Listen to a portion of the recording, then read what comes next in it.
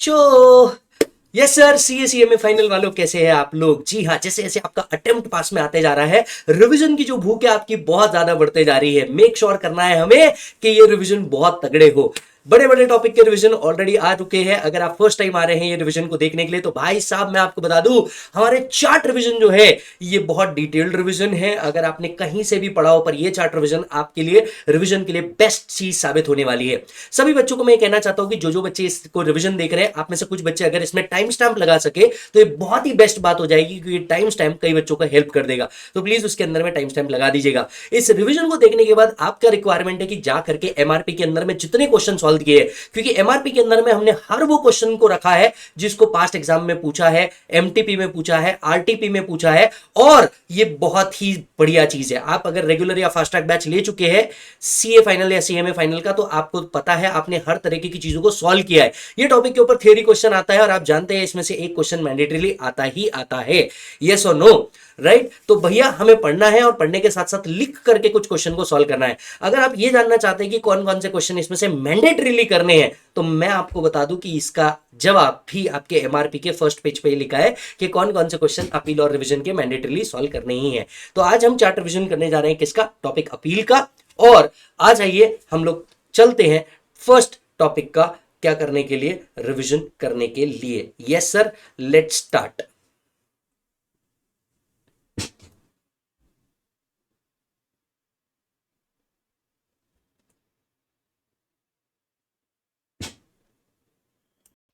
तो चलिए अपील की ओर आगे बढ़ते हैं। अपील की ओर आगे बढ़ते वक्त मैंने आपको यहाँ पे एक एक्सपीरियंस चार्ट बना करके दिया है, राइट। ये एक्सपीरियंस चार्ट हमने हमारे ही एक्सपीरियंसेस से बनाया है, और इसके अलावा ये कहीं भी दिख जाए मान लेना लिया यहीं से है, हो सकता है फॉर्मेटिंग बदल दे। देखिए, जब एक असेसमेंट कंप्लीट हो जाता है, असेसमेंट कंप्लीट होने के बाद a tax payer has a grievance redressal mechanism against the department. Now what is that grievance redressal mechanism? He can do yes, अगर उसको असेसमेंट ऑर्डर पसंद नहीं आया, वो बोल सकता है ये क्या है? अपील, या तो रिवीजन, या तो रेक्टिफिकेशन। ऐसे तीन पार्ट में इसको डिवाइड किया जाता है, राइट। सो ये अपील क्या है? अपील मींस आप जाते हैं हायर अथॉरिटीज के पास और आप कहते हैं कि ये जो लोअर अथॉरिटी है, दैट इज असेसिंग ऑफिसर, इसने जो ऑर्डर पास किया है मैं इससे सेटिस्फाइड नहीं हूं, मुझे ऐसा लगता था ये पर्टिकुलर एक्सपेंसेस का डिडक्शन मिलना चाहिए था, उसने मुझे नहीं दिया, एटसेट्रा एटसेट्रा। नाउ रेक्टिफिकेशन हम लोग कब यूज करते हैं दोस्त? रेक्टिफिकेशन हम लोग यूज करते हैं जब when there is an error और omission in the order already pass और इंटीमेशन ऑलरेडी इशूड।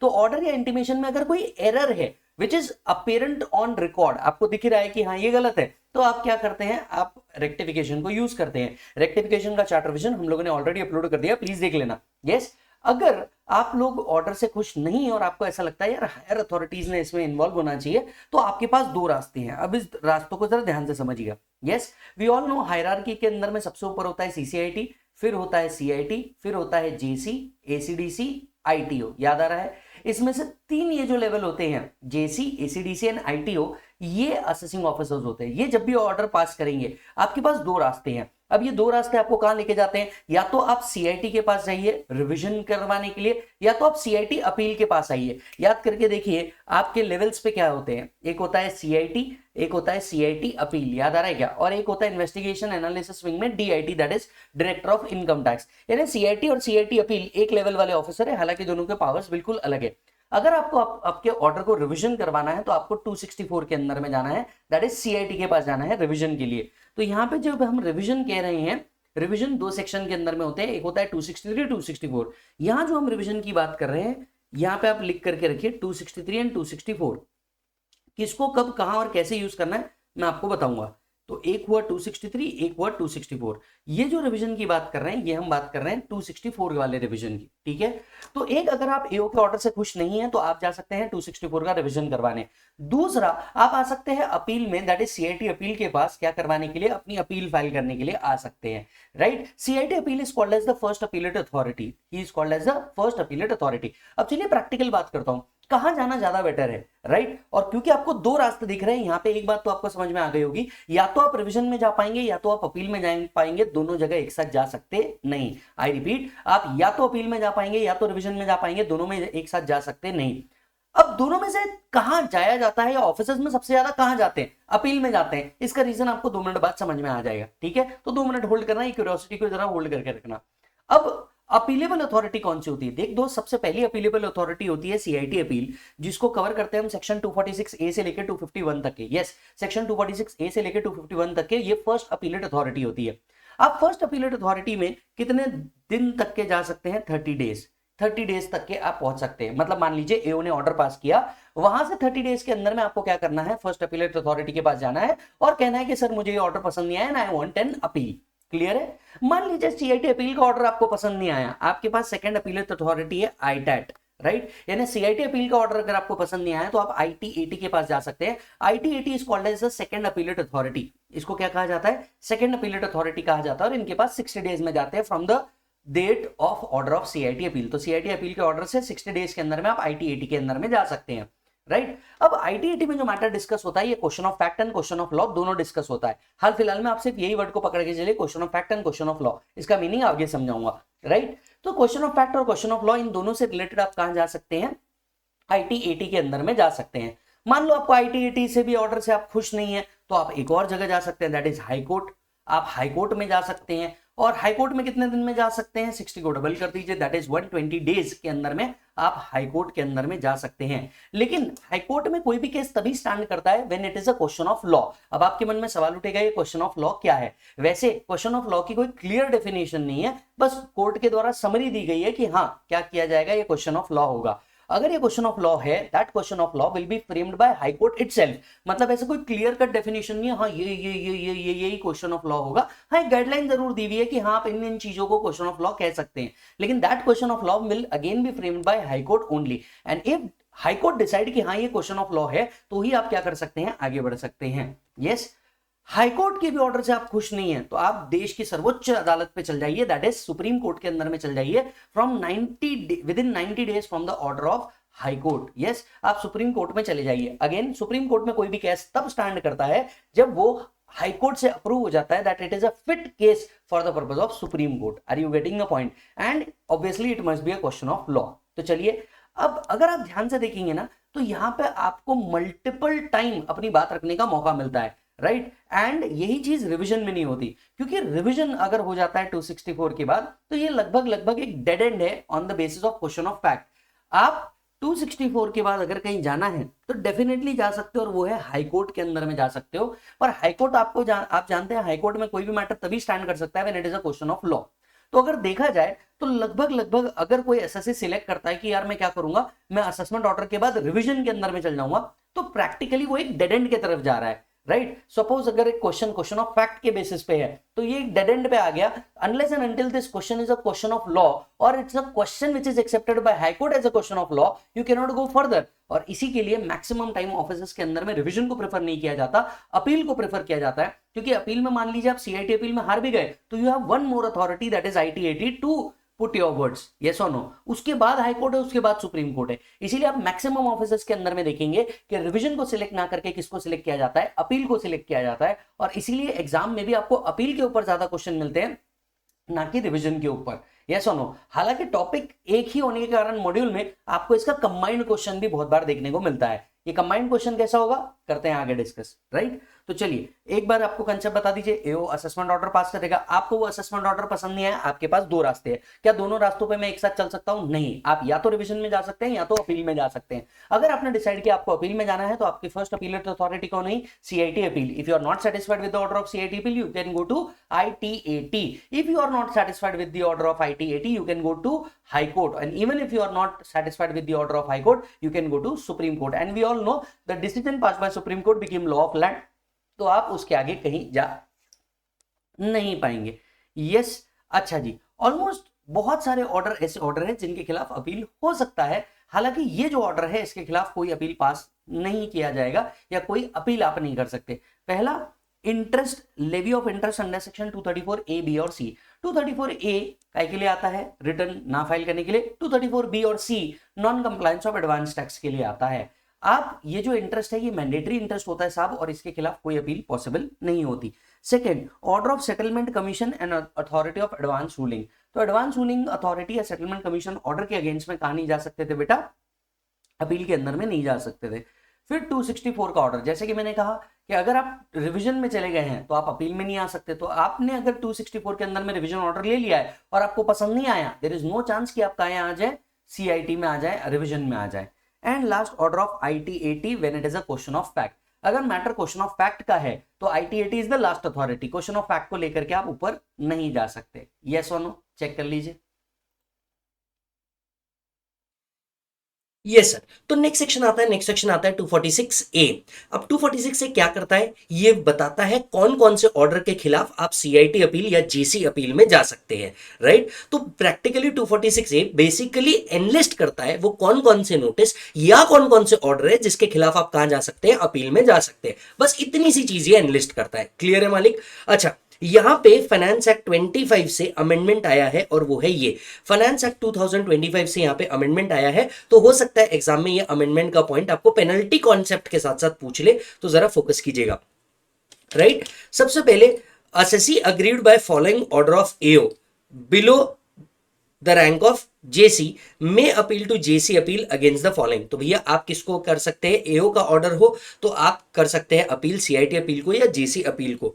आप किन किन के खिलाफ अपील कर सकते हैं, आप इंटीमेशंस के खिलाफ अपील कर सकते हैं। याद होगा तो इंटीमेशन 3 सेक्शंस के अंदर में लिखा होता है। 143(1) जो आपके रिटर्न भरने के बाद का इंटीमेशन होता है जिसको हम कहते हैं summary assessment, right. 200A TDS return भरने के बाद का जो आपको इंटीमेशन आता है। 206CB टीसीएस का रिटर्न भरने के बाद जो आता है। सो बेसिकली आप किसी भी इंटीमेशन के खिलाफ अगर आप खुश नहीं है तो आप सीआईटी अपील या जेसी अपील में जा सकते हैं।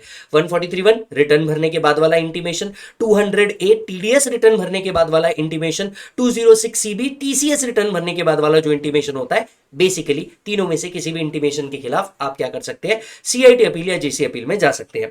नेक्स्ट, आप असेसमेंट ऑर्डर के खिलाफ सीआईटी अपील में जा सकते हैं। याद करके देखो बेटा, असेसमेंट तो 3 ही प्रकार के थे। एक था रेगुलर असेसमेंट जो 143(3) के अंदर में आता था, एक था बेस्ट जजमेंट असेसमेंट जो 144 के अंदर में आता था, और एक था इनकम एस्केपिंग असेसमेंट जो 147 में आता था, राइट। आप तीनों में से किसी भी असेसमेंट के खिलाफ जा सकते हैं। साथ ही साथ में आप रेक्टिफिकेशन ऑर्डर के अगेंस्ट में भी अपील में जा सकते हैं। तो मान लीजिए आपका कोई रेक्टिफिकेशन ऑर्डर आया और आप खुश नहीं है तो याद आ रहा है, अपील रिवीजन रेक्टिफिकेशन, आप इसके अंदर में जा सकते हैं। सो कम ऑन, रिवाइजिंग इट। आप इंटीमेशन के खिलाफ अपील में जा सकते हैं, आप असेसमेंट ऑर्डर के खिलाफ अपील में जा सकते हैं, आप रेक्टिफिकेशन ऑर्डर के खिलाफ अपील में जा सकते हैं। कुछ अदर ऑर्डर भी यहां पे मेंशन किया है जिसके अगेंस्ट में अगर आपको अग्रीव्ड फील हो रहा है तो आप सीआईटी अपील या जेसी अपील में जा सकते हैं। कौन कौन से ऑर्डर है? पहला, order passed by JCIT refusing the approval opting for tonnage taxation scheme. मान लीजिए आपने टनेज टैक्सेशन स्कीम को अप्लाई किया है लेकिन JCIT ने इसे रिफ्यूज कर दिया। इस रिफ्यूजल के खिलाफ आप कहां जा सकते हैं, अपील में जा सकते हैं। एडवांस प्राइसिंग अग्रीमेंट के लिए आपने अप्लाई किया था, उन्होंने रिजेक्ट कर दिया, इसके अगेंस्ट में आप अपील में जा सकते हैं। 163, treating tax payer as an agent of non resident. अगर एसएससी को agent of non resident declare कर दिया गया है सेक्शन 163 में, तो आप इसके खिलाफ कहां जा सकते हैं, अपील में जा सकते हैं। Order under section 170 for succession of business otherwise than on death. अगर एसएससी की डेथ के अगेंस्ट में अगर कोई सक्सेशन हुआ है, मतलब डेथ नहीं हुई है बट बिजनेस क्या हो गया है, सक्सीड हो गया है, इस ऑर्डर के खिलाफ अगर आपको जाना है आप अपील में जा सकते हैं। पार्टीशन ऑफ एचयूएफ के ऑर्डर के खिलाफ आप एचयूएफ में पार्टीशन ऑफ एचयूएफ के खिलाफ आप क्या कर सकते हैं, अपील में जा सकते हैं। Then order pass under section 201 206 failure to deduct TDS. अगर टीडीएस डिडक्ट नहीं किया तो एसएससी को क्या माना जाता है दोस्त, एसएससी को माना जाता है एसएससी इन डिफॉल्ट। तो इस एसएससी इन डिफॉल्ट मान लिया गया है, इस ऑर्डर के खिलाफ आप क्या कर सकते हैं, अपील में जा सकते हैं। Order determining refund passed under section 237, जो डिपार्टमेंट ने अगर कोई क्या किया है, रिफंड कैलकुलेट किया है, आपको पसंद नहीं आ रहा, आप इसके खिलाफ भी क्या कर सकते हैं, अपील में जा सकते हैं। मैं बोलता हूं आपको ना, आपके जो मई 26 से लेकर के जनवरी 27 तक के अटेम्प्ट है सीएसीए में बोथ, इसके अंदर में ना ये 2 ऑर्डर को याद रखिएगा मुझे लगता है। तो देखो, इंटीमेशन और असेसमेंट ऑर्डर अलग बात हो गई, ध्यान से सुनना, इंटीमेशन और असेसमेंट ऑर्डर अलग बात हो गई, लेकिन आपको अगर जाना है तो मेरे को लगता है ये 2 ऑर्डर रट के जाना कि इन 2 ऑर्डर के खिलाफ आप क्या कर सकते हैं, अपील में जा सकते हैं, राइट। एक है लास्ट ईयर का और एक है करंट ईयर का। लास्ट ईयर क्या हुआ था, दैट इज 2024 के अंदर में नए असेसमेंट प्रोसीजर आए थे सर्च एंड सीजर को लेके। क्या आए थे, नए असेसमेंट प्रोसीजर आए थे सर्च एंड सीजर को लेकर के, तो वो ऑर्डर के खिलाफ आप क्या कर सकते हैं, अपील में जा सकते हैं। तो मान लीजिए रेड हुई, that is search and seizure हुआ, सर्च एंड सीजर के बाद में असेसमेंट ऑर्डर निकला, ये असेसमेंट ऑर्डर के खिलाफ आप क्या कर सकते हैं, अपील में जा सकते हैं। तो सर्च ऑर्डर अगर कोई इशू हुआ था, राइट, ऑन और आफ्टर 1/9/2024 तो आप क्या कर सकते हैं, इसके खिलाफ अपील में जा सकते हैं।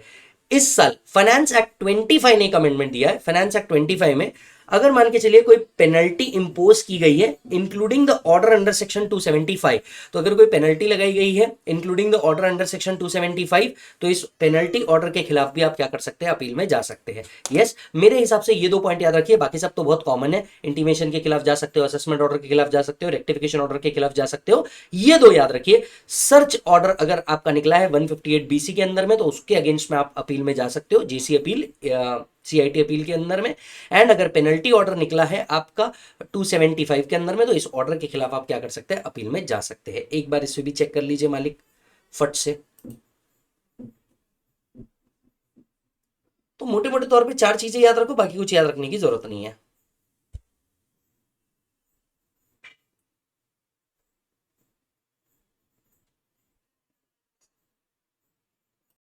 चलिए नेक्स्ट सेक्शन की शुरुआत कर लेते हैं। The next section which is coming is section 249। अब आपके मन में एक सवाल उठेगा, सर व्हाट अबाउट 247, 248? ये दोनों एग्जिस्ट ही नहीं करते। यस, इसीलिए 246 के बाद आप अपने मॉड्यूल्स में भी 249 को ही पाएंगे। अब सेक्शन 249 क्या बताता है? Form and limitations of appeal. Forms and limitations of appeal, कि अपील कौन से फॉर्म के अंदर में की जाती है, क्या टाइम लिमिट्स के अंदर में की जाती है, और क्या क्या आपको करना होता है वाइल फाइलिंग एन अपील। क्या इस क्वेश्चन को भी पूछा जाता है? देखिए, ओल्ड सिलेबस के अंदर में पूछा जाता था, अब तो ये भी पूछना बंद कर चुका है। तो अगेन 249 को मैं नॉन इंपॉर्टेंट को स्ट्राइक करता हूं। अपील किस तरीके से फाइल की जाती है? आज के केस में अपील जो है ये ऑनलाइन फाइल की जाती है, फॉर्म नंबर 35 के अंदर में, that to income tax portal के थ्रू ही ऑनलाइन आप इसको फाइल कर देते हैं। राइट, फॉर्म नंबर 35 के अंदर में आपको एक अपील को फाइल करना होता है। ये अपील कितने दिन के अंदर में फाइल होती है? विद इन 30 डेज, या तो 30 days of notice of demand. Right, 30 days of notice of demand. अब लॉजिकली बात समझना, एओ जब असेसमेंट ऑर्डर पास करता है ना, वहां से 30 डेज के अंदर में अगर कोई अमाउंट पेबल है तो आपको 30 डेज के अंदर में अमाउंट पे करना है। अब आपके पास 2 ऑप्शन है। जैसे ही आपको नोटिस ऑफ डिमांड आया, नोटिस ऑफ डिमांड मतलब वो ऑर्डर जिसमें आपको लिखा होता है कि कितना अमाउंट आपको पेबल है। अगर आपको नोटिस ऑफ डिमांड आया, वहां से 30 दिन के अंदर में या तो आप पे करिए और पूरा असेसमेंट खत्म कर दीजिए, या तो आप अपील फाइल कीजिए। समझ में आ रही बात? या तो 30 दिन में आप एक्सेप्ट कर लो और पे कर दो, या तो आप 30 दिन के अंदर में क्या फाइल करो, अपील फाइल कर दो। राइट, सो फॉर्म नंबर 35 भरना है, 30 डेज के अंदर में आपको क्या करना है, सबमिट करना है।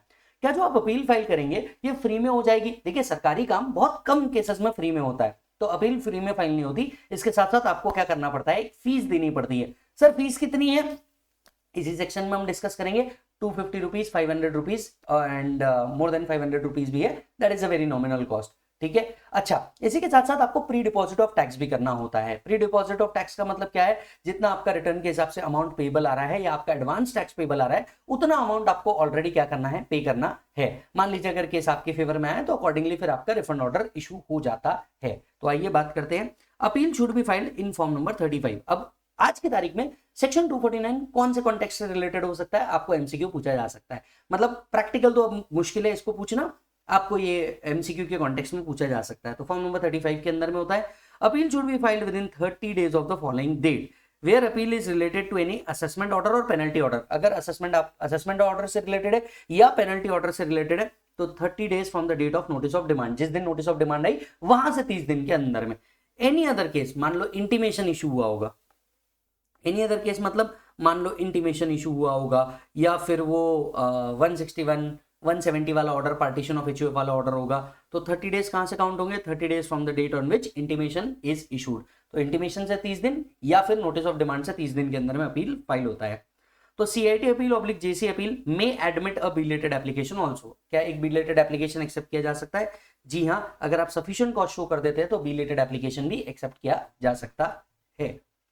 Yes yes, assessee has to pay pre deposit of tax. अभी प्री डिपॉजिट ऑफ टैक्स क्या होता है? जो भी आपका टैक्स ड्यू है एज पर आरओआई, या फिर जो भी टैक्स ड्यू है as per your return, right, उतना आपको क्या करना होता है, इसे प्री डिपॉजिट करना होता है। या तो आपका एडवांस टैक्स पेबल, या तो जितना अमाउंट आपके रिटर्न के हिसाब से आ रहा है ये देखा जाता है कि क्या आपने ये कर दिया है या नहीं। सो assessee has to pay pre-deposit of tax, no interest is payable। इस पे कोई इंटरेस्ट की जरूरत नहीं, सिर्फ टैक्स को आपको क्या करना पड़ता है, पे करना पड़ता है। तो इस तरीके से क्या होती है, अपील फाइल होती है। अब सवाल उठता है कि ये जो अपील है इसके साथ साथ आपने सर कहा था फीस भी देनी होती है। हाँ जी, फीस देनी होती है। इधर आइए, कितनी फीस देनी होती है? अब इस फीस के टेबल में मैंने स्पेस बचाने के लिए सीआईटी अपील को अपील करते वक्त कितनी फीस देनी है और आईटीएटी को अपील करते वक्त कितनी फीस देनी है वो भी लिखा हुआ है, राइट। तो आप इसे एज ऑफ नाउ जब सीआईटी पढ़ रहे हैं तो सिर्फ इस फीस को रिफर करेंगे। अगर आपकी असेस्ड इनकम जो डिपार्टमेंट ने असेस करी हुई है, असेस्ड इनकम अगर 1 लाख रुपए तक के है तो आपको सीआईटी अपील में जाने के लिए सिर्फ 250 रुपीज का फीस देना है। अगर आपकी assessed income 1 to 2 lakh rupees है तो आपको 500 रुपीज का फीस देना है, और अगर आपकी असेस्ड इनकम 2 लाख रुपीज से ऊपर है तो 1000 का फीस देना है। वैसे लॉजिकली एक बात बताऊं आपको, दिमाग में एक ही चीज याद रखो, 1000 रुपीज का फीस देना है। अब ऐसा क्यों बेटा? वो ऐसा इसलिए क्योंकि अगर 2 लाख के नीचे का केस होगा, बिलो बेसिक एग्जाम्पशन लिमिट है, क्यों ही कोई व्यक्ति अपील के अंदर में जाएगा? Are you getting the point? तो लॉजिकली आप 1000 का ही फीस याद रखिए, उस काम का तो है ही नहीं। मान लीजिए कि इस असेसमेंट से रिलेटेड नहीं है, जैसे पार्टीशन ऑफ एचयूएफ से रिलेटेड है, आपको एजेंट मान लिया गया है उससे रिलेटेड है, मतलब सेक्शन 163 170 से रिलेटेड है, मात्र 250 रुपीज का आपको क्या देना है? फीस। तो लॉजिकली फॉर्म नंबर 35 बना है, pre deposit of tax. Pre deposit of tax मतलब जितना रिटर्न के हिसाब से टैक्स ड्यू आ रहा है वो, या तो जितना एडवांस टैक्स ड्यू आ रहा है वो आपको पे करना है। तीसरा, आपको क्या करना है? फीस भरनी है। ये 3 चीजें आपने कर दी, तो आपको साथ साथ में एक और चीज करनी होती है, आपको फॉर्म भरना होता है जिसमें अंदर में लिखना होता है कि भैया ऑर्डर क्या था और आपका ओपिनियन क्या है, जिसको हम मेमोरेंडम ऑफ क्रॉस ऑब्जेक्शन भी इन अदर वर्ड्स कहते हैं। तो आपको ये सबमिट करना होता है। ये सबमिट करने के बाद आपका केस या तो एक्सेप्ट हो सकता है या तो रिजेक्ट हो सकता है, एंड अल्टीमेटली फिर सीआईटी क्या पास करेंगे? अपना असेसमेंट ऑर्डर पास करेंगे। अब सवाल उठता है सीआईटी कब तक अपना असेसमेंट ऑर्डर पास कर सकते हैं? Any guesses? Any guesses? चलिए मैं बताता हूं। CIT appeal has to decide the case within 1 year from the end of financial year in which appeal is filed. तो सीआईटी को अपना ऑर्डर पास करना है, जो भी ऑर्डर उसको पास करना है विद इन 1 year। ये 1 year के आगे आप लिख दीजिए 1 year from the end of financial year in which order is passed. तो जब भी ऑर्डर पास हुआ है, ऑर्डर इज पास की जगह from 1 year from the end of financial year in which appeal is made is the right thing, in which appeal is filed। 1 year from the end of financial year in which appeal is filed। ये again आपको MCQ में पूछा जा सकता है, यानी इस section के अंदर में आपको फॉर्म 35 पूछा जा सकता है और टाइम लिमिट पूछा जा सकता है कि सीआईटी कब तक के अपना ऑर्डर पास कर सकता है। That is 1 year from the end of financial year in which appeal is filed. 1 year from the end of financial year in which appeal is filed. Check कर लीजिए मालिक।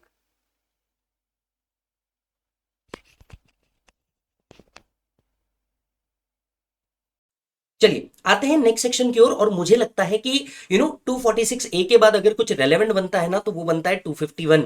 अभी 251 क्या प्रोविजन है, आइए जरा समझते हैं। 251 पावर ऑफ सीआईटी अपील या जेसी अपील दिया हुआ है कि भैया अपील में इनके हाथ में क्या पावर है। बेसिकली देखो, सबसे पहले यह समझना है असेसमेंट ऑर्डर के खिलाफ अपील हुआ था, पेनल्टी ऑर्डर के खिलाफ अपील हुआ था, या किसी अदर केस के अगेंस्ट में अपील हुआ था, पार्टीशन ऑफ एचयूएफ, वो वाली सिचुएशन। तो सबसे पहले आपको समझना है कि आपका जो ऑर्डर है, किस ऑर्डर के अगेंस्ट में आप सीआईटी अपील में गए थे। क्या आप असेसमेंट ऑर्डर के अगेंस्ट में अपील में गए थे, क्या आप पेनल्टी ऑर्डर के अगेंस्ट में अपील में गए थे, या आप अदर ऑर्डर के अगेंस्ट में अपील में गए थे, जैसे पार्टीशन ऑफ एचयूएफ हो गया, टनेज टैक्स हो गया, वो सब आ गए अदर केसेस के अंदर में। ठीक है, सबसे पहले हम अदर केसेस की बात कर देते हैं। अगर मैटर अदर केसेस का है तो सीआईटी अपील या जेसी अपील जो ऑर्डर पास करना चाहे as they think fit pass कर सकते हैं। तो they may pass such order as they think fit. Other order के खिलाफ जो उनको पास करना ऑर्डर वो पास कर सकते हैं, कोई दिक्कत नहीं है।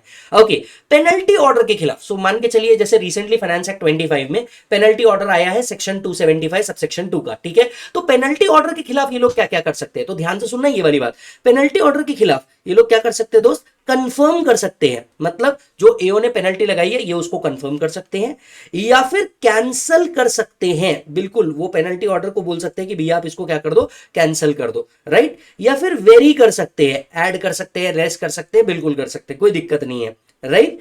टू एनहांस और टू रिड्यूस द पेनल्टी, लेकिन कभी भी सेट असाइड नहीं कर सकते। सर सेट असाइड क्यों नहीं कर सकते? अगर आप ध्यान से देखें तो सीआईटी अपील कभी भी ऐसा ऑर्डर पास नहीं करेगा कि जो पेनल्टी ऑर्डर पहले लगाया है उसको सेट असाइड करे और फ्रेश पेनल्टी डायरेक्ट करे। ऐसा नहीं हो सकता। सर क्यों नहीं हो सकता? बहुत लॉजिकल रीजन है, मैं आपको बताऊंगा। आप बोलोगे भाई साहब फुल रिस्पेक्ट, लॉजिक क्या है? देखिए पेनल्टी ऑर्डर कभी भी लगाया जाता है ना, तो पेनल्टी ऑर्डर कभी भी कब लगाया जाता है, जब असेसी को अपॉर्चुनिटी ऑफ बीइंग हर्ड दिया हो। यानी आपको पेनल्टी ऑर्डर हैप्पजार्ड मैनर में नहीं लगाया होगा, आपको पहले अपॉर्चुनिटी ऑफ बीइंग हर्ड दी होगी तो ही आपको पेनल्टी ऑर्डर लगाया होगा, नहीं तो आपको पेनल्टी ऑर्डर नहीं लगाया होगा। करेक्ट है मालिक? सो पेनल्टी ऑर्डर के अगेंस्ट में जब आप हायर अथॉरिटीज को अपील करते हो, वो कंफर्म कर सकता है, वो कैंसिल कर सकता है, वो चेंज कर सकता है, लेकिन सेट असाइड करके फ्रेश असेसमेंट ऑर्डर नहीं दे सकता, फ्रेश पेनल्टी ऑर्डर नहीं दे सकता। तो कंफर्म कर सकता है, कैंसिल कर सकता है, वेरी कर सकता है, सेट असाइड नहीं कर सकता। मैं कहूंगा आप यहां पे साइड में लिख दीजिए, सेट असाइड का जो पावर है वो नहीं है, तो सेट असाइड नहीं कर सकता, बाकी सब चल जाएगा। ठीक है, तो ध्यान से सुनना, अदर ऑर्डर के खिलाफ जो एओ को लग रहा है वो ऑर्डर पास कर देगा, कोई दिक्कत नहीं है। पेनल्टी ऑर्डर के खिलाफ वो कंफर्म कर सकता है, वो कैंसिल कर सकता है, वो वेरी कर सकता है। वो क्या कर सकता है दोस्त? वो वेरी कर सकता है, लेकिन वो क्या नहीं कर सकता? सेट असाइड करके फ्रेश असेसमेंट डायरेक्ट नहीं कर सकता।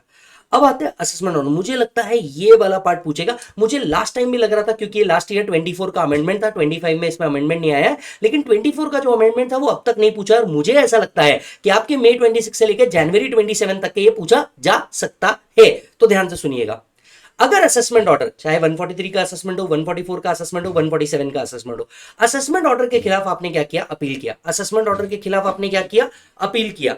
तो ये क्या कर सकता है सर? इसके पास 1 एकड़ का पावर है। किसका पावर है? 1 एकड़ का पावर है। Now what do you mean by एकड़? सबसे पहले ए, वो आपके असेसमेंट को anal that is wide declare कर सकता है। वो आपके असेसमेंट को क्या डिक्लेयर कर सकता है? वाइड डिक्लेयर कर सकता है, कोई दिक्कत नहीं है। वो AC मतलब क्या कर सकता है? कंफर्म कर सकता है, ACRE। ए मतलब वो एनल वाइड डिक्लेयर कर सकता है, राइट। दूसरा सी, वो कंफर्म कर सकता है कि नहीं जो एओ ने किया है वो बिल्कुल सही है। आर मतलब वो रिड्यूस कर सकता है, एंड ई मतलब वो एनहांस भी कर सकता है। तो ध्यान से सुनिएगा, वो 1 एकड़ का पावर रखता है, राइट। सो मान के चलिए असेसमेंट ऑर्डर के खिलाफ आपने क्या किया था? असेसमेंट ऑर्डर के खिलाफ आपने अपील की थी, ठीक है। असेसमेंट ऑर्डर के खिलाफ आपने क्या किया था दोस्त? अपील की थी। क्या कर सकता है CIT अपील? ए, एनल डिक्लेयर कर सकता है, दैट इज वाइड डिक्लेयर कर सकता है। सी, कंफर्म कर सकता है। आर, रिड्यूस कर सकता है, एंड ई, एनहांस भी कर सकता है। ये चारों में से वो कुछ भी कर सकता है, चेक कीजिएगा, ठीक है। पर एक चीज जो वो नहीं कर सकता, ध्यान से सुनना, एक चीज जो वो नहीं कर सकता, यहां पे भी वो सेट असाइड करके फ्रेश असेसमेंट करने के लिए डायरेक्ट नहीं कर सकता। सर क्यों? देखिए, फ्रेश असेसमेंट का डायरेक्शन ना CIT दे सकता है, CIT अपील नहीं दे सकता। ध्यान से सुनिएगा, हमने चार्ट के एंड में एक एक जबरदस्त टेबल भी बनाया है सारी चीज को कंफर्म करते हुए, आप वहां पे भी देखेंगे कि दोस्त CIT अपील की अगर मैं बात करूं, CIT अपील की अगर मैं बात करूं, वो वाइड डिक्लेयर कर दे, वो कंफर्म कर दे, वो एनहांस कर दे, एनल डिक्लेयर कर दे, कोई दिक्कत वाली बात नहीं है। लेकिन वो एओ को वापस से डायरेक्ट नहीं कर सकता कि तू फ्रेश असेसमेंट कर, वो एओ को डायरेक्ट नहीं कर सकता कि तू फ्रेश असेसमेंट कर। यानी सेट असाइड करके फ्रेश असेसमेंट करने का या सेट असाइड करके फ्रेश पेनल्टी लगाने का ऑर्डर जनरली CIT अपील या JC अपील नहीं दे सकता। ये बात क्लियर है। लेकिन लास्ट ईयर 1/10/2024 से इसमें अमेंडमेंट आया था with respect to first amendment, 1 amendment या फर्स्ट असेसमेंट जिसको हम कहते हैं। मान लीजिए अगर बेस्ट जजमेंट असेसमेंट हुआ है ना, तो बेस्ट जजमेंट असेसमेंट के खिलाफ अगर अपील हुई तो यहां पे वो फ्रेश असेसमेंट का भी ऑर्डर दे सकता है। क्लैरिटी के लिए, आसान भाषा के लिए मैं समझाता हूं। मान के चलिए आपका असेसमेंट हुआ 143.3 मतलब रेगुलर असेसमेंट। इस ऑर्डर के खिलाफ, एओ के ऑर्डर के खिलाफ आप चले गए CIT अपील में। क्या CIT अपील में फ्रेश असेसमेंट डायरेक्ट किया जा सकता है? The answer is no. Situation 2, assessment हुई 144 में, that is best judgement assessment. ये असेसमेंट कब हुई? लेट्स से 1/11/2024 को हुई, ठीक है। यहां पे एओ के ऑर्डर के खिलाफ आप कहां चले गए? CIT के पास चले गए अपील करने के लिए। क्या वो अब सेट असाइड करके फ्रेश असेसमेंट डायरेक्ट कर सकता है? The answer is yes. तो कौन से असेसमेंट के खिलाफ वो फ्रेश असेसमेंट डायरेक्ट कर सकता है जी? बेस्ट जजमेंट असेसमेंट के खिलाफ। तो ध्यान से सुनिएगा, where such appeal is against the best judgement assessment. Best judgement assessment मतलब कौन सी बात कर रहे हैं वो? 144 वाली, ठीक है। under 144 he may also set aside the assessment and refer back the case to AO for making fresh assessment. लेकिन ये कब हो सकता है? with effect from 1/10/24 ही हो सकता है. ध्यान से सुनना, ये कब हो सकता है? with effect from 1/10/24 ही हो सकता है. which simply means दोस्त कि आप 1/10/2024 के पहले बेस्ट जजमेंट असेसमेंट हुआ था, उस ऑर्डर के खिलाफ किसके पास गए? सीआईटी अपील के पास गए. क्या फ्रेश असेसमेंट बोला जा सकता है? नहीं. 1/10/2024 के बाद के बेस्ट असेसमेंट ऑर्डर जो है, इसके खिलाफ सीआईटी फ्रेश असेसमेंट डायरेक्ट करने बोल सकता है. यस, लेकिन पॉइंट टू बी नोटेड, ये सिर्फ बेस्ट जजमेंट असेसमेंट के ऑर्डर के अगेंस्ट में हो सकता है, ना कि रेगुलर असेसमेंट ऑर्डर, ना ही आपके इनकम एस्केपिंग असेसमेंट ऑर्डर के खिलाफ हो सकता है. पॉइंट समझ में आ रहा है सभी को? हाँ या ना? डिटेल में मेरे को बताना हाँ या ना. और मुझे एक बार कमेंट करके जरूर बताइएगा कि रेगुलर क्लास में आप में से अगर मेरे साथ नहीं लिया है तो क्या आपने ये पॉइंट पढ़ा है या नहीं पढ़ा है. तो ये एक अमेंडमेंट वाला पॉइंट है दोस्त, याद रखना. अमेंडमेंट है इसके अंदर में. वापस से एक बार बता दे, अदर ऑर्डर के खिलाफ आप कोई भी ऑर्डर पास कर सकते हैं as you think fit. Penalty order के खिलाफ सेट असाइड नहीं कर सकते, बाकी कोई भी ऑर्डर पास कर दो. रेगुलर असेसमेंट ऑर्डर के खिलाफ आप सेट असाइड नहीं कर सकते, बाकी कोई भी असेसमेंट ऑर्डर पास कर दो. हालांकि बेस्ट जजमेंट और असेसमेंट के खिलाफ आप ये कर सकते हैं. क्लियर है मालिक? चेक करो.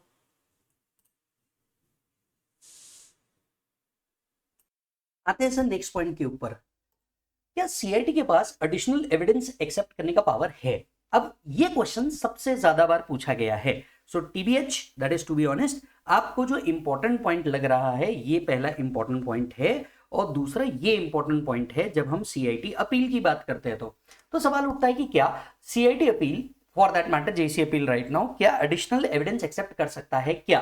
तो इसका देखिए पहला आंसर आना चाहिए no. CIT appeal can not accept additional evidence. However, Rule 46A in certain cases allows CIT appeal to accept additional evidence which was not brought before AO. Yes. General rule आपने क्या लिखना है? इसका answer दो तरीके से लिखा जाता है. पहला आंसर आपको लिखना होता है नहीं, सीआईटी अपील के पास ऐसा कोई राइट नहीं है कि वो एडिशनल एविडेंस एक्सेप्ट कर सके. सेकंड पैराग्राफ में आपको लिखना है however rule 46A permit the CIT appeal और JC appeal to accept additional evidence in following cases. इस तरीके से आपको आपका आंसर फ्रेम करना है.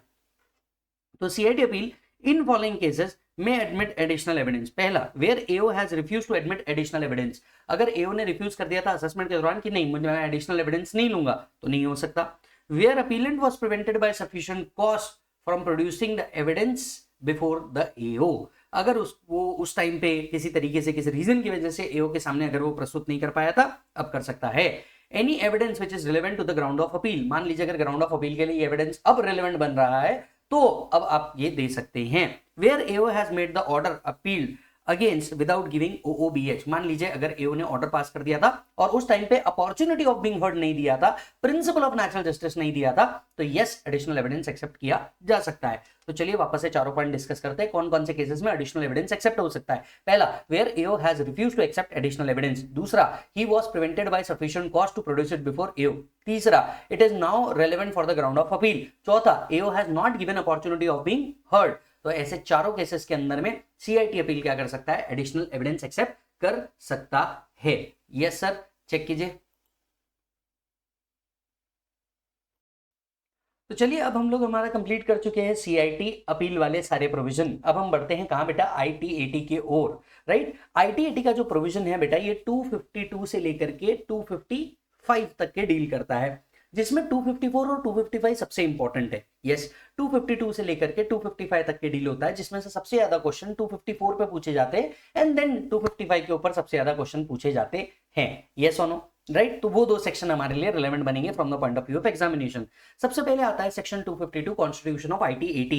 आईटी80 का कॉन्स्टिट्यूशन किस तरीके से हुआ है? देखो बहुत ओल्ड टू ओल्ड सिलेबस के अंदर में ये सवाल पूछा जाता था, इसीलिए आप जो हमारा क्वेश्चन बैंक भी देखेंगे उसके अंदर में भी शायद आपको एक आध क्वेश्चन हो सकता है, या पॉसिबल भी है कि मैंने इसको हटा भी दिया हो, क्योंकि ओल्ड टू ओल्ड सिलेबस में पूछा जाता था. क्योंकि आईटी80 तो फ्रेम हो चुका है, बन चुका है, वर्क कर चुका है, सब हो चुका है. यस, तो ये सेक्शन था सेक्शन 252 जो बताता था आईटी80 का फ्रेमवर्क किस तरीके से होगा. तो लॉ कहता था आईटी80 कॉन्स्टिट्यूट सेंट्रल गवर्नमेंट करेगा और ये फंक्शन करेगा under the ministry of law.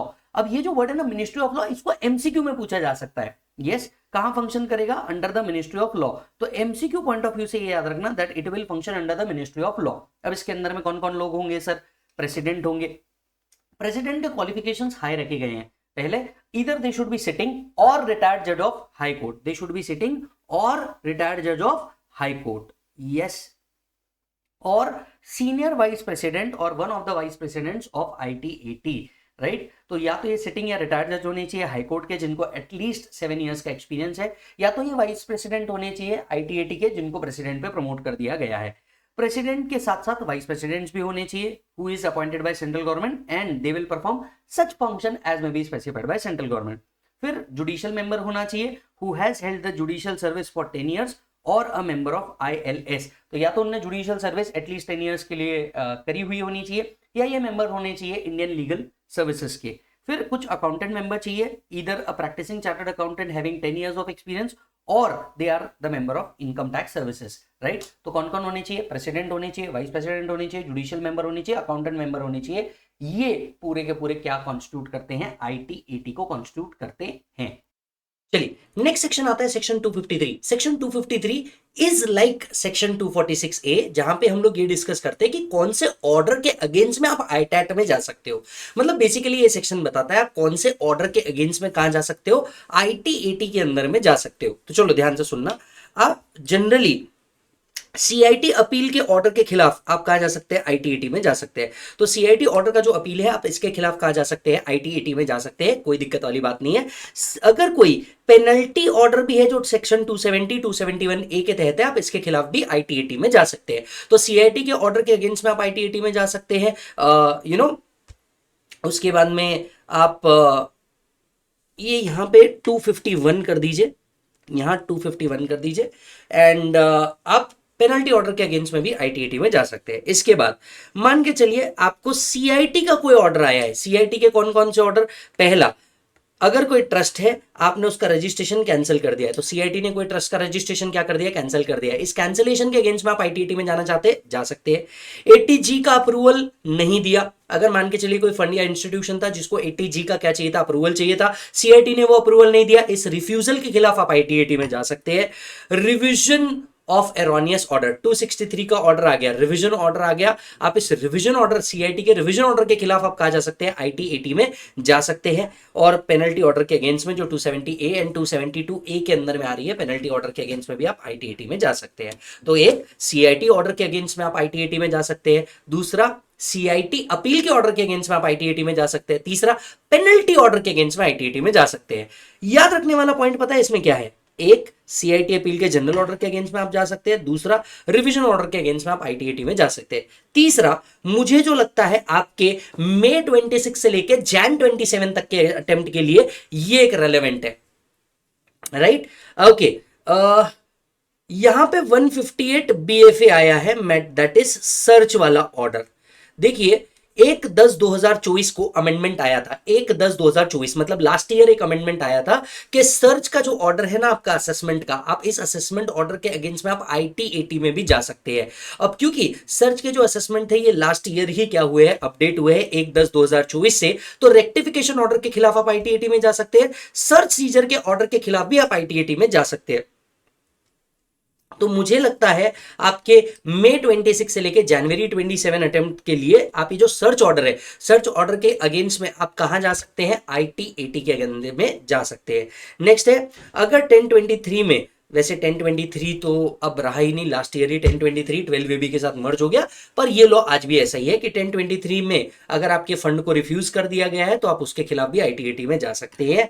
Then अगर AO ने एक्सक्लूड कर दिया आपको टनेज टैक्सेशन स्कीम से एंड यू फील लाइक कि नहीं यार मुझे एक्सक्लूड नहीं करना चाहिए था, तो इस टनेज टैक्सेशन स्कीम के रिफ्यूजल के खिलाफ भी आप ITAT में जा सकते हैं। DRC dispute resolution committee order के खिलाफ भी आप ITAT में जा सकते हैं। मेरे हिसाब से आप 253 में तीन चीजें अगर कुछ याद रखने लायक है तो पहला, order disposing of an appeal, CIT appeal के ऑर्डर के खिलाफ आप जा सकते हैं, CIT के रिवीजन ऑर्डर के खिलाफ आप 263 के रिवीजन ऑर्डर के खिलाफ आप जा सकते हैं, सर्च एंड सीजर के ऑर्डर के अगेंस्ट में आप जा सकते हैं, ये याद रखिएगा। अच्छा, एक बात याद रखिए, ये जो ऑर्डर ITAT का ये फाइनल ऑर्डर है as far as matter of fact is concern. अगर आपका मैटर ऑफ लॉ है, if it is a matter subject matter of law, तो ही आप हाई कोर्ट में जाएंगे, नहीं तो ITAT का जो डिसीजन है ये फाइनल है और इसके खिलाफ कोई अपील नहीं हो सकती। यस और नो? ओके, ये भी एक पॉइंट याद रखिएगा, ये भी लास्ट ईयर क्या हुआ था, चेंज हुआ था, अमेंड हुआ था और अब तक इसके ऊपर क्वेश्चन नहीं आया है। तो मई 26 से जनवरी 27 वाले बच्चों आपको यह भी याद रखना है कि यहां पे एक क्वेश्चन आ सकता है। देखो पढ़ना इंपॉर्टेंट है लेकिन काम की चीज पढ़ना उससे ज्यादा जरूरी है। यस और नो। और डीटी का सिलेबस जो है ना ये बेटा बहुत ज्यादा बड़ा है, ये इतने आसानी से कंप्लीट नहीं होने वाला। अभी हम लोग इनकम टैक्स एक्ट 2025 के लिए भी प्रिपरेशन कर रहे हैं। इनकम टैक्स एक्ट 2025 की नई बैचेस आने वाली है मई और जून में। अगर आपका कोई दोस्त मई 27 से लेकर के ऑनवर्ड एग्जाम देना चाहता है तो उसको नया इनकम टैक्स एक्ट एप्लीकेबल होने वाला है, तो आप उसको भी कम्युनिकेट कीजिएगा कि इतने सारे चेंजेस है, एक्ट बहुत बड़ा है। जब तक कि आप रेलेवेंट कंटेंट नहीं पढ़ेंगे ना मालिक, और इसके साथ साथ राइटिंग प्रैक्टिस नहीं करने वाले, तब तक के नहीं होने वाला। मैं आपको क्लियरली बोलता हूं, अगर आपके पास टाइम कम है और आपको राइटिंग प्रैक्टिस के साथ ये सारे कॉन्सेप्ट कवर करना है इंक्लूडिंग अमेंडमेंट वाले, तो मैं आपको बोलूंगा कि आपने जरूर एग्जाम ओरिएंटेड फास्ट ट्रैक लेना। लगभग 40 लेक्चर है, 120 से 30 घंटे का पूरा कंटेंट है। 120-30 घंटे के नीचे अगर आपको कोई भी डीटी करवा रहा है ना, बेसिकली वो कॉम्प्रोमाइज कर रहा है, कंटेंट नहीं पढ़ा रहा है। तो बस आपने वो 120 से 30 घंटे अगर आप इन्वेस्ट कर सकते हैं दिन के मेजर पार्ट निकाल करके, मैं आपको कहूंगा कि आपको इतना जबरदस्त कॉन्फिडेंस डेवलप होगा। कुछ टॉपिक तो इतने ज्यादा डिटेल में लिए हैं कि एज गुड एज रेगुलर ही पढ़ाया है उसके अंदर में। स्पेशली टीडीएस हो गया, सर्च एंड सीजर हो गया, असेसमेंट प्रोसीजर हो गया, उसके बाद में पीजीबीपी कैपिटल गेन हो गया, इंटरनेशनल टैक्स में transfer pricing, non resident taxation हो गया। इतने ज्यादा डिटेल के अंदर में लिए हैं जो ऑलमोस्ट हर अटेम्प्ट के अंदर में आते हैं कि आपको मजा आ जाएगा। यहां पे ध्यान से सुनिएगा। Appeal to ITAT, appeal to ITAT कब तक किया जा सकता था? देखो लास्ट टाइम तक के ना यहां पे लिखा था विद इन 60 डेज, लेकिन इसका टाइम लिमिट को चेंज कर दिया गया था 1 अक्टूबर 2024 से। सो आईटीएटी कब तक के किया जा सकता है, ये एमसीक्यू में पूछा जा सकता है, ध्यान से सुनना। Appeal to ITAT shall be filed within 2 months from the end of the month from communication of the order. जिस मंथ में ऑर्डर आया उस मंथ के एंड से 2 मंथ के अंदर में आप क्या कर सकते हैं, कर सकते हैं। तो पहले यहां पे क्या था बेटा, 60 डेज था विथ इफेक्ट फ्रॉम 1/10/2024। इसे क्या कर दिया गया है, 2 मंथ्स कर दिया गया है। 2 months from the end of the month कर दिया गया है। तो पहले ऑर्डर से डायरेक्ट 60 डेज काउंट करते थे, अब जिस मंथ में ऑर्डर है उस मंथ को छोड़ के आगे 2 मंथ्स कंसिडर किया जाता है। यस और नो। और अगर इसमें भी डिले हो गया तो आईटीएटी डू हैव राइट कि वो इस डिले को क्या कर सकते हैं, कंडोन कर सकते हैं, वो इस डिले को माफी दे सकते हैं। यस और नो। ओके, अगर सर्च एंड सीजर रिक्विजिशन हुआ है, अपील जो है can be filed within 30 days rather than 60 days. तो ये जो 60 डेज है नाउ इट बिकेम 2 मंथ्स। तो 2 मंथ्स विथ इफेक्ट फ्रॉम 1/10/24, ये 2 मंथ्स हो चुका है। तो अगर आपका सर्च या रिक्विजिशन वाला केस है तो ये आप 30 डेज के अंदर में भी कर सकते हैं, कोई दिक्कत वाली बात नहीं है। AO or the SSE within 30 days of the receipt of notice can file a memorandum of cross objection, right? जब भी ये अपील फाइल की जाती है आईटीएटी को क्या किया जाता है, आईटीएटी अदर पर्सन को नोटिस देता है कि ऐसा कुछ अपील फाइल हुआ है। अदर पर्सन हैव राइट कि वो memorandum of cross objection file कर सकता है with in 30 days, within 30 days. Okay, appeal कौन से फॉर्म में फाइल की जाती है? तो ये जो अपील है ये फॉर्म नंबर 36 में फाइल की जाती है। सीआईटी को फॉर्म नंबर 35 में फाइल की जाती है, आईटीएटी को फॉर्म नंबर 36 में फाइल की जाती है। और इसके साथ साथ आपको स्टेटमेंट ऑफ फैक्ट देने होते हैं, ग्राउंड्स ऑफ अपील देनी होती है और कॉपी ऑफ ऑर्डर भी साथ में सबमिट करना होता है। इन टोटल 253 में याद रखना है, 4 पॉइंट याद रखना है। पहला, आप सीआईटी के ऑर्डर के अगेंस्ट में जा सकते हैं आईटीएटी में, रिवीजन ऑर्डर 263 के अगेंस्ट में जा सकते हैं। अब सर्च एंड सीजर का ऑर्डर जो 158 बीएफए के अंदर में आया है उसके अगेंस्ट में भी आप आईटीएटी में जा सकते हैं। रेक्टिफिकेशन ऑर्डर के खिलाफ आप आईटीएटी में जा सकते हैं। नेक्स्ट, ये जो ऑर्डर है ये फाइनल ऑर्डर रहेगा, unless and until the matter is a matter of law, तब तक आप हाईकोर्ट में नहीं जा सकते, ये फाइनल ऑर्डर रहेगा। नेक्स्ट, आईटीएटी को अब कब तक के अप्लाई किया जा सकता है, with in 2 months from the end of the month from which the order is communicated. Done मालिक? चलो एक बार इसको पढ़ लो, बढ़ते हैं आगे। एक बार इसको देखो, बढ़ते हैं आगे।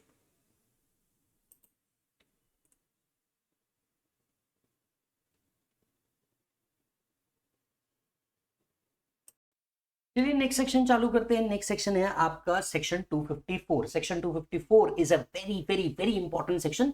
और जब मैं ये चार्ट बना रहा था मैंने 255 के भी कुछ पॉइंट इसी में इंक्लूड किए हुए, जैसे ये जो बेंच वाला पॉइंट है ये सेक्शन 255 का आता है, तो मैंने इसी में डाल दिया ताकि आप एक ही जगह उसको पढ़ लो और अलग अलग पढ़ने की जरूरत ना पड़े। अब ध्यान से सुनिए, आईटीएटी में डिसीजंस किस तरीके से लिए जाते होंगे, बेंच, इस पे सवाल आता है आपको। यस, इस पे सवाल आता है आपको कि डिसीजन कौन लेगा। देखिए जनरल रूल ये है कि एक डिविजनल बेंच डिसीजन लेती है। डिविजनल बेंच में 2 जज होते हैं, जिसमें से एक जुडिशियल मेंबर होता है और एक अकाउंटेंट मेंबर होता है। तो जनरली जुडिशियल बेंच क्या होता है, जनरली जो डिविजनल बेंच है वो आईटीएटी के अंदर में क्या लेती है, डिसीजंस लेती है, that to the decisions are taken by opinion of majority.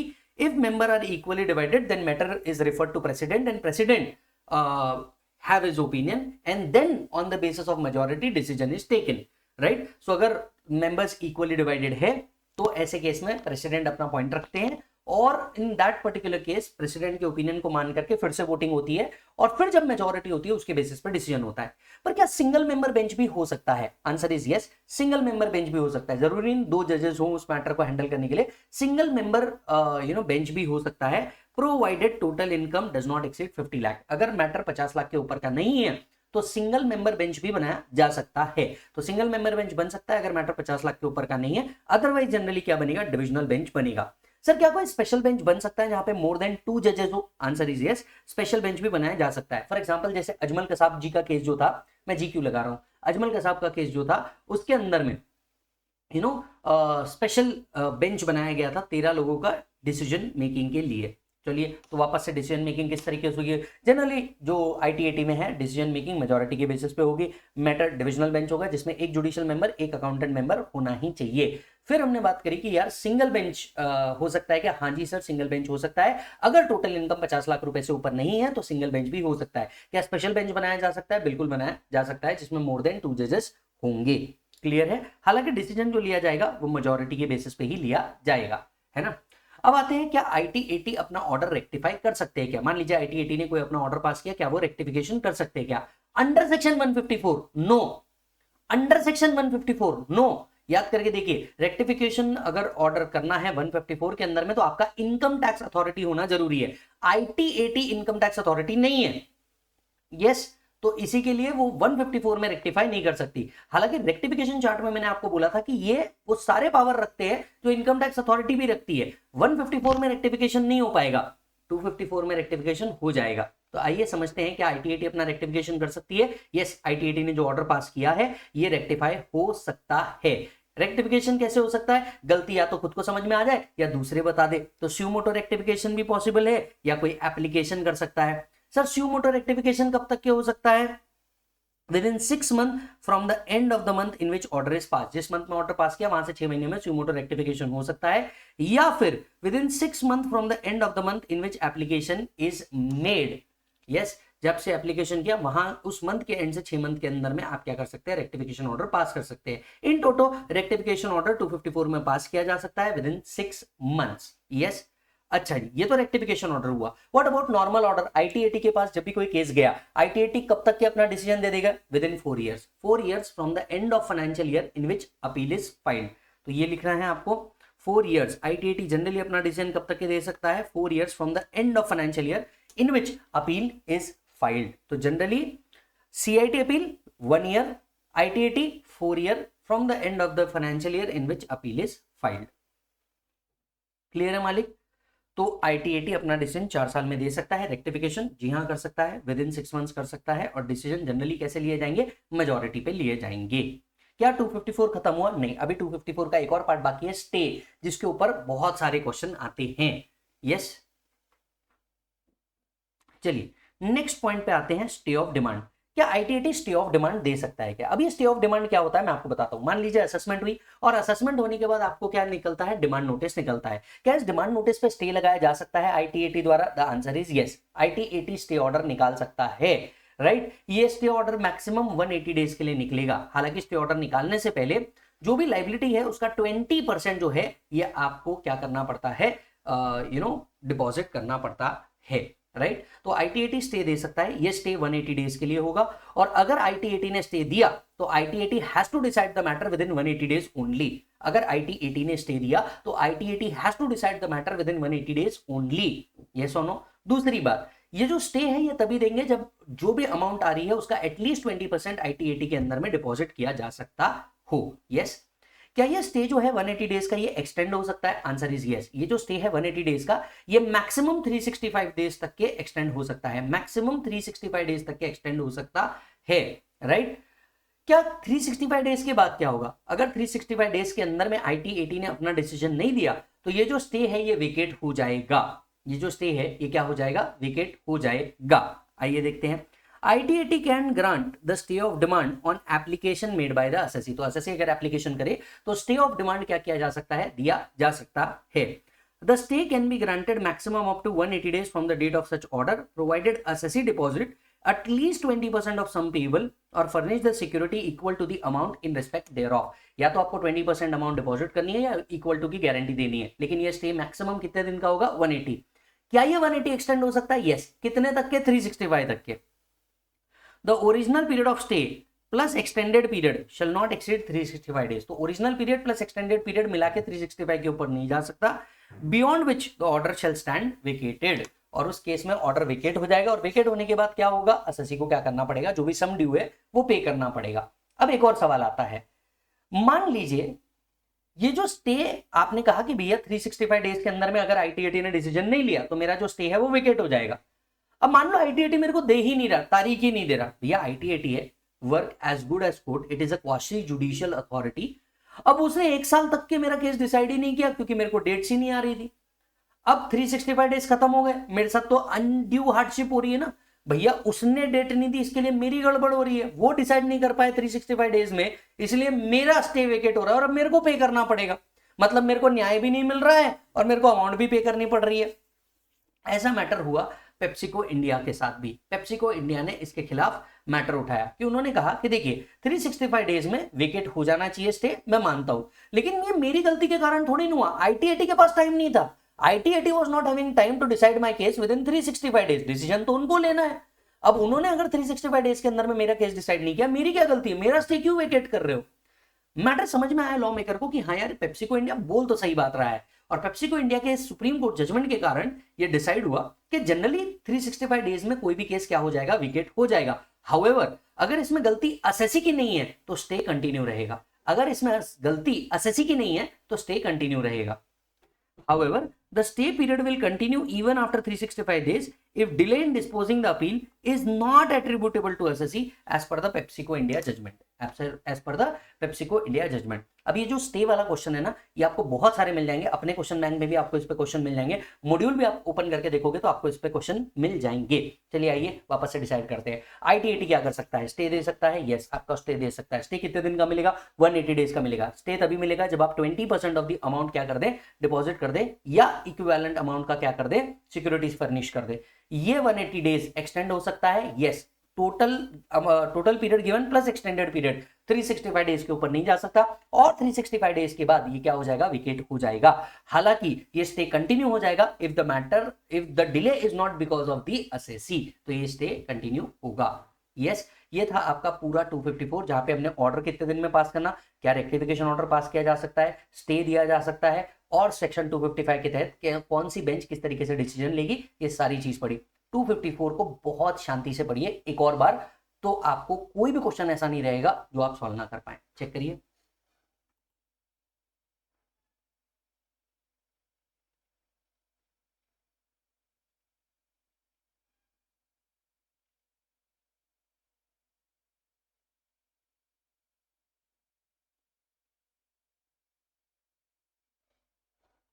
चलिए नेक्स्ट सेक्शन के ऊपर चलते हैं। Next section is appeal to high court. मैंने आपसे क्या कहा था, पहला अपील किसको जाता है, सीआईटी अपील को। दूसरा अपील किसको जाता है, आईटीएटी को।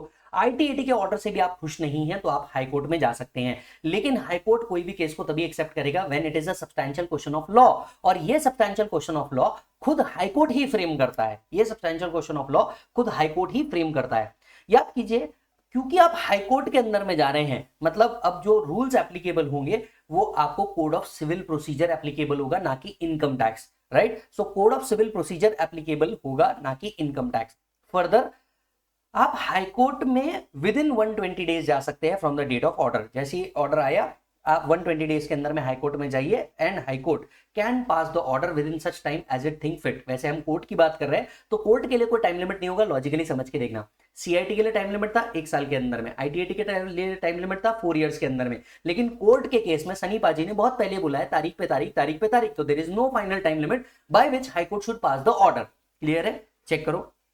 N appeal by the assessee और CIT shall lie to high court if it is satisfied that the question involves a substantial question of law। ये एमसीक्यू में पूछा जा सकता है कि हाईकोर्ट में कब जा सकते हैं, भैया जब क्वेश्चन ऑफ लॉ सब्सटैंशियल होगा तब। दूसरा, such appeal should be filed within 120 days from the date of which order was received. ये अपील कितने दिन में फाइल की जा सकती है? 120 डेज के अंदर ही फाइल की जा सकती है, राइट। हाई कोर्ट में determine any issue which has not been determined by ITAT और has been wrongly determined by ITAT। तो हाई कोर्ट वो दोनों मैटर को टेकअप कर सकता है, which has been determined by ITAT और not properly determined by ITAT, right. High court के लिए provisions of code of civil procedure is applicable, ये भी मुझे लगता है एमसीक्यू में पूछा जा सकता है, क्योंकि देखो थ्योरी में आपको नहीं पूछा जा सकता, अपील बाय हाई कोर्ट पूछा ही नहीं जाएगा, सुप्रीम कोर्ट भी पूछा नहीं जाएगा। मैं आपको क्लियर कट बता चुका हूं इस सेक्शन के अंदर में आपको क्या पूछा जाएगा, या तो आपको 254 इस पूरे चैप्टर के अंदर में या तो 254 के ऊपर क्वेश्चन आना है, या तो आपको CIT अपील के पावर 251 के ऊपर क्वेश्चन आना है। मैक्सिमम क्वेश्चन आपको इसी केस में आएंगे, राइट। क्या high court review and recall कर सकता है? यस, ये रिव्यू भी कर सकता है, रिकॉल भी कर सकता है, ये भी मल्टीपल टाइम पूछा हुआ सवाल है, क्या वो रिव्यू और रिकॉल कर सकता है? अब ये हाईकोर्ट के पावर रिलेटेड क्वेश्चन है, ठीक है। क्या हाईकोर्ट रिव्यू कर सकता है? यस। क्या हाईकोर्ट रिकॉल कर सकता है? यस, दोनों भी कर सकता है। क्लियर है मालिक? सो एक बार ये भी चेक कर लीजिए, appeal to high court.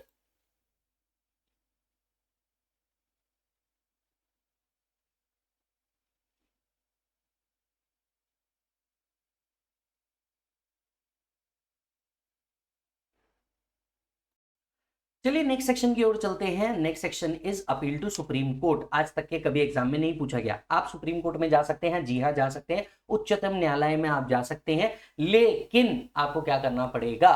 High court should certified that this case is fit for the purpose of supreme court, yes और नो। तो रेंडर इट फिट होना चाहिए। हाई कोर्ट में आप तभी जा सकते हैं within 90 days, within 90 days ही आप हाई कोर्ट के अंदर में जा सकते हैं।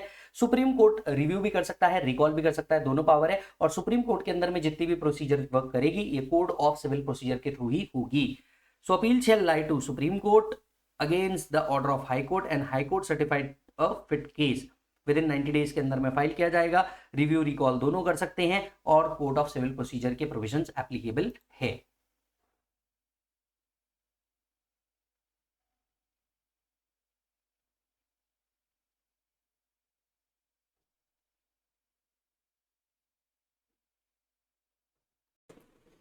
Yes sir. तो आते हैं नेक्स्ट सेक्शन के ऊपर। नेक्स्ट सेक्शन है 268A। ये सेक्शन बताता है कि डिपार्टमेंट कब अपील फाइल कर सकता है। वेल डिपार्टमेंट कब अपील फाइल कर सकता है, इसकी जो लिमिट है यहाँ पे अपडेट हुआ है। हमने अमेंडमेंट लेक्चर के अंदर में भी ये चीज बोली हुई है, राइट। सो सभी लोग देखेंगे, अगर आप डिपार्टमेंट को ट्रिब्यूनल के सामने अपील करना है, पहले लिमिट थी 50 लाख, अब हो चुकी है 60 लाख। हाई कोर्ट के आगे अपील करना है, पहले लिमिट थी 1 करोड़, इसे अपडेट करके कर दिया गया है 2 करोड़। सुप्रीम कोर्ट के सामने लिमिट थी 2 करोड़, जिसको कर दिया गया है 5 करोड़ रुपीस। सो अब अगर डिपार्टमेंट को अपील फाइल करनी है तो ये नई लिमिट है। ये नई लिमिट आपको एमसीक्यू फॉर्म में पूछी जा सकती है। इसके नीचे आपको एक और चीज देखने को मिल रही है, just because monetary limit has not exceeded does not means that department has accepted the view of the SSC. अब ये क्या है जरा ध्यान से सुनिएगा। थोड़ा लाइट का विजिबिलिटी चेंज हुआ है, इसलिए शायद मैं पीछे हूं पर्दे के। अब ध्यान से सुनिए।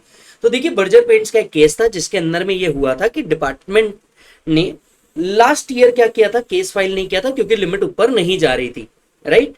करंट ईयर में डिपार्टमेंट ने केस फाइल किया। डिपार्टमेंट कहता है कि भैया लिमिट एक्सीड हो गई, अब हम केस फाइल करेंगे। एसएससी कहता है यार लास्ट ईयर भी तो सेम इशू था, आपने तब क्वेश्चन रेज नहीं किया तो अब आप क्वेश्चन रेज नहीं कर सकते। एक क्लैरिफिकेशन इशू किया गया था जिसपे कहा गया कि just because monetary limit exceed नहीं हुई इसका मतलब ये नहीं होता कि डिपार्टमेंट ने आपका लास्ट ईयर का व्यू क्या कर लिया है, एक्सेप्ट कर लिया है। क्लियर है मालिक? तो ये लिमिट को एक बार देख लीजिए, ये लिमिट हो चुकी है अपडेट। सभी बच्चों से रिक्वेस्ट है प्लीज इस लिमिट को चेक करिएगा। अब देख दोस्त, तेरे लिए एक पावरफुल समरी बना करके लाया हूं। ये और इसके बाद का जो पार्ट है ये पूरा का पूरा पावरफुल समरी है। जेन्युइनली ये समरी को अगर 2-2 बार रीड कर लोगे, ये समरी को 2-2 बार रीड कर लोगे, अपील का कोई ऐसा क्वेश्चन नहीं हो सकता जो तुमको ना आए। अपील का कोई ऐसा क्वेश्चन नहीं हो सकता जो तुमको ना आए।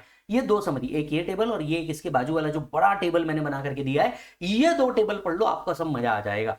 बताइए क्या एनहांस कर सकते हैं असेसमेंट? यस, सीआईटी अपील कर सकता है, लेकिन ITAT नहीं कर सकता। क्यों? अरे भैया वो कोई इनकम टैक्स अथॉरिटी थोड़ी ना, कहां से एनहांस कर देगा, वो सिर्फ डिसीजन ले सकता है।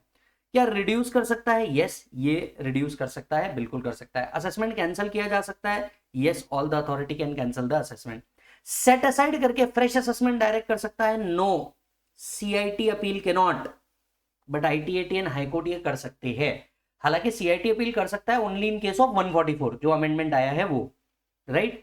क्या डिले कंडोन किया जा सकता है? यस। क्या फर्दर इंक्वायरीज कर सकते हैं? Yes. Rectification of mistake possible है अपनी अपनी अथॉरिटी द्वारा? यस। रिव्यू कर सकते क्या? No, no, yes. रिव्यूइंग का ऑर्डर सीआईटी अपील के पास, आईटीएटी के पास नहीं है, हालांकि हाईकोर्ट के पास है। क्या एडिशनल एविडेंस एक्सेप्ट किया जा सकता है क्या? यस।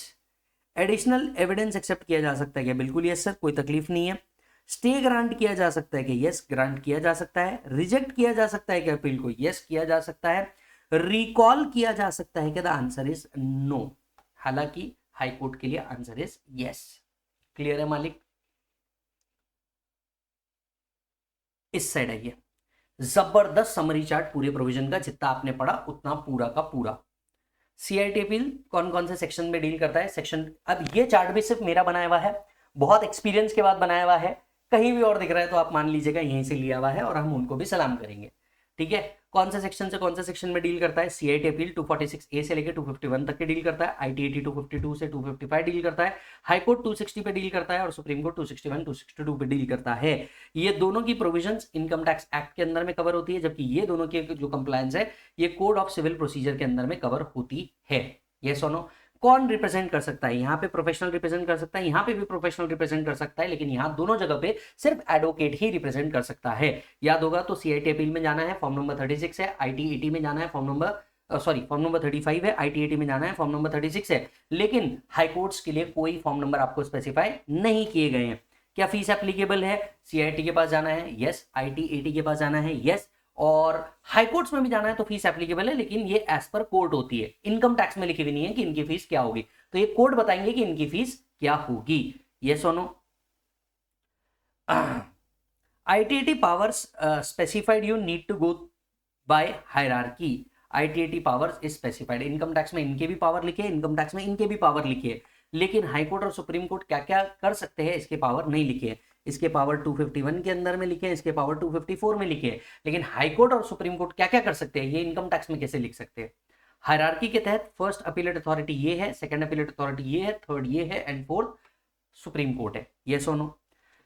अथॉरिटी कौन है? सीआईटी अपील है ना। अब जेसी अपील भी होगा यहाँ पे, इसे इनकम टैक्स अथॉरिटी माना गया है।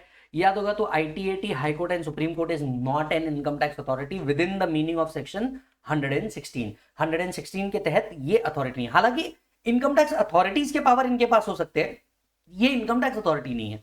यस। कौन से क्वेश्चन लिए जा सकते हैं? Question of law, question of fact दोनों हो सकते हैं।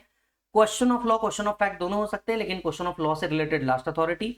हाईकोर्ट सिर्फ क्वेश्चन ऑफ लॉ से ले सकता है, सुप्रीम कोर्ट सिर्फ वही क्वेश्चन ऑफ लॉ लेगा जो हाईकोर्ट ने फ्रेम किया है। राइट? इधर एप्लीकेशन 30 डेज के अंदर में होगा, इधर 60 डेज, एक 10 के बाद 2 मंथ्स आ जाएगा यहाँ पे 120 डेज, यहाँ पे 90 डेज। कब तक के केस डिस्पोज करना है? 1 year from the end of financial year in which appeal is filed, 4 year from the end of financial year in which appeal is filed. इसको कोई टाइम लिमिट नहीं है, आप कब तक के खत्म करते हैं। एडिशनल एविडेंस एक्सेप्ट किए जा सकते हैं, पहला आंसर नो, हालांकि 46A की कंडीशन सेटिस्फाई हो रही होगी तो आंसर इज यस।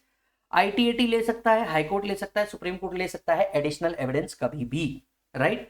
आज के टाइम पे जो असेसमेंट है, राइट, कौन सी असेसमेंट, जो अपील है ये फेसलेस होती है सीआईटी अपील की। हालांकि बाकी की तीनों की जो असेसमेंट्स है ये फिजिकल होती है, जो अपील है ये फिजिकल होती है। क्लियर है? और लास्ट में दिया है पावर, क्या किया जा सकता है। लॉजिकली एग्जाम से पहले आपने बस ये पढ़ लेना, आपका मोटे मोटे तौर पे सारा प्रोविजन क्या हो जाएगा दोस्त, कवर हो जाएगा। यस मालिक। फिर आता है section 245, set of and with holding of refunds in certain cases. इसको करने से पहले एक बार चार्ट देखो। चलिए नेक्स्ट पार्ट पे आते हैं। नेक्स्ट पार्ट है सेक्शन 245। लास्ट ईयर 2024 के अंदर में यहाँ पे अमेंडमेंट हुआ था, और मुझे नहीं लगता ये इतना रेलेवेंट बनता है, आप इसको कंसिडर कर सकते हैं। यस और नो? तो जरा ध्यान से सुनिए। सेक्शन 245 बेसिकली पावर है। पावर किसको है? डिपार्टमेंट को है, एओ को है, सीआईटी को है, पीसीआईटी को है, सीसीआईटी को है। सो मान के चलिए अगर एसएससी का कुछ सम पेबल आ रहा है, at the same time SSC को कुछ रिफंड ड्यू भी है, तो क्या इसे सेट ऑफ किया जा सकता है? सेक्शन 245 डिपार्टमेंट को पावर देता है कि अगर कोई रिफंड ड्यू है एसएससी को, एट द सेम टाइम उसका कोई सम पेबल भी आ जाता है असेसमेंट रीअसेसमेंट के अंदर में, तो वो इसे क्या कर सकते हैं? सेट ऑफ कर सकते हैं। तो पहला पॉइंट समझिएगा, where refund became due the AO, CIT, PCIT, CCIT can set off the amount of refund against the sum payable. ये एक पावर है। पावर किसके हाथ में? डिपार्टमेंट के हाथ में। अभी जो दूसरा है ना, यहां पे लास्ट ईयर 1/10/2024 1/10/2024 में अमेंडमेंट हुआ था। क्या अमेंडमेंट था जरा समझना। पहले ये होता था 1/10/2024 से पहले कि एओ ये जो रिफंड है ये तभी रोक सकता था 60 डेज के लिए जब उसको लगता था कि ये रिफंड अगर इशू कर दिया तो it will adversely affect the revenue. मतलब एओ कब ये रिफंड रोक सकता था? जब एओ के पास रीजन टू बिलीव था कि ये अफेक्ट करेगा इनकम टैक्स डिपार्टमेंट के रेवेन्यू को। अब लास्ट ईयर 1/10/2024 से क्या किया गया? इसे कट कर दिया गया, चेंज कर दिया गया और कहा गया एओ जब भी असेसमेंट रीअसेसमेंट पेंडिंग है तब वो रिफंड रोक सकता है 60 डेज के लिए। मतलब ये जो वर्ड थे ना, कौन से वर्ड थे? If the opinion that grant of refund is likely to adversely affect the revenue, ये पार्ट को कट कर दिया गया। तो आप भी चाहे तो चार्ट के अंदर में ये पार्ट को कट कर सकते हो और डायरेक्टली ये रीड कीजिए कि एओ ड्यूरिंग असेसमेंट रीअसेसमेंट, जब भी असेसमेंट रीअसेसमेंट पेंडिंग होगा, AO may have reason to be recorded in writing, उसको बस रीजन रिकॉर्ड करना है राइटिंग के अंदर में, and with the previous approval ये विथ होल्ड कर सकता है रिफंड को कितने डेज तक के? 60 डेज तक के from the date on which such assessment और रीअसेसमेंट इज मेड। जैसे ही असेसमेंट रीअसेसमेंट हुआ वहां से 60 डेज तक के वो इस रिफंड को रोक सकता है। तो पहले क्या चाहिए था? पहले रीजन चाहिए था एओ के पास कि क्या ये एडवर्सली अफेक्ट कर रहा है या एडवर्सली अफेक्ट नहीं कर रहा। और प्रॉब्लम ये थी कि लिख तो दिया था एडवर्सली अफेक्ट कर रहा है कि नहीं, बट कौन कौन सी वो सिचुएशन थी जहां ये एडवर्सली अफेक्ट कर रहा है ये कुछ मेंशन नहीं था। तो अननेसेसरी एक प्रॉब्लम क्रिएट हो रहा था इनकम टैक्स डिपार्टमेंट के अंदर में कि एडवर्सली अफेक्ट हो रहा है या नहीं हो रहा है, ये एक्सप्लेन करते दे दो। उन्होंने क्या किया? इसको हटा दिया, सीधा बोल दिया अगर रिफंड ड्यू हुआ है तो ये अथॉरिटीज क्या कर सकती है? रिफंड को रोक सकती है और पेएबल के अगेंस्ट में सेट ऑफ कर सकती है। एओ असेसमेंट रीअसेसमेंट कंप्लीट होने के बाद 60 दिन तक के अब इसे रोक सकता है, चाहे ये एडवर्सली अफेक्ट कर रहा हो चाहे एडवर्सली अफेक्ट नहीं कर रहा हो। काम खत्म, गेम ओवर। चेक करो। सर तो फाइनली हमारा अपील एंड रिवीजन भी क्या होता है? ओवर होता है। तो आप देख रहे हैं एक साथ दनादन हम लोग चार्ट रिवीजन अपलोड किए जा रहे हैं और जो मैंने कहा था जितने टाइम के अंदर में ये चार्ट रिवीजन आएंगे उतने टाइम के अंदर में आपके पूरे चार्ट रिवीजन कंप्लीट हो जाएंगे। अब आपको क्या करना है? जाना है एमआरपी के अंदर में, आपको सारे क्वेश्चंस जो हमने इंपॉर्टेंट मार्क किए वो तो आपको सॉल्व करना ही करना है। जितना अमेंडमेंट वाला पार्ट मैंने बोला था वो कंप्लीट करना है। अगर आप रेगुलर स्टूडेंट या फास्ट ट्रैक स्टूडेंट है तो मैं कहता हूं ये चार्ट रिवीजन के बाद एक बार ऑडियो रिवीजन भी सुन लेना आज रात में सोते सोते, तो आपका एक बार नहीं सर 3-3 बार हो जाएगा। वैसे आप जानते हैं हमने लेक्चर के अंदर में मल्टीपल टाइम इसको ऑलरेडी रिवाइज किया ही है। आप इसे क्या कर लीजिए? फटाफट रिवीजन कर लीजिए, एमआरपी पे जाकर के क्वेश्चन सॉल्व कीजिएगा, क्योंकि आपका पढ़ने का टाइम हमने चार्ट रिवीजन से रिड्यूस कर दिया है, सॉल्विंग का टाइम आपको लगाना है और मैं जानता हूं कि आप ये जरूर करके दिखाएंगे। मेक श्योर कीजिए ये अटेम्प्ट आपका लास्ट अटेम्प्ट हो और हम मिल करके नेक्स्ट अटेम्प्ट में आपके सेलिब्रेशंस के साथ आगे बढ़े। यस और नो मालिक। मिलता हूं आपसे अगले चार्ट रिवीजन के अंदर में। आप अपना पूरा ख्याल रखें। किसी बच्चे से रिक्वेस्ट है कि प्लीज टाइम स्टैंप लगा देना और हाँ पढ़ो तो हद कर दो वरना प्रोग्राम रद्द कर दो। चार्ट चाहिए ekatmacademy.com पे आना और हाँ नीचे दिए गए टेलीग्राम चैनल को जरूर ज्वाइन कर लेना, क्योंकि मैं वहां पे कई सारे वैल्यूएबल रिसोर्सेज शेयर करते रहता हूं। बाकी कुछ दिल से कहना है तो मैं इंस्टाग्राम पे भी मिल जाऊंगा, वहां पे भी आप मुझे फॉलो कर सकते हैं। Bye bye, take care.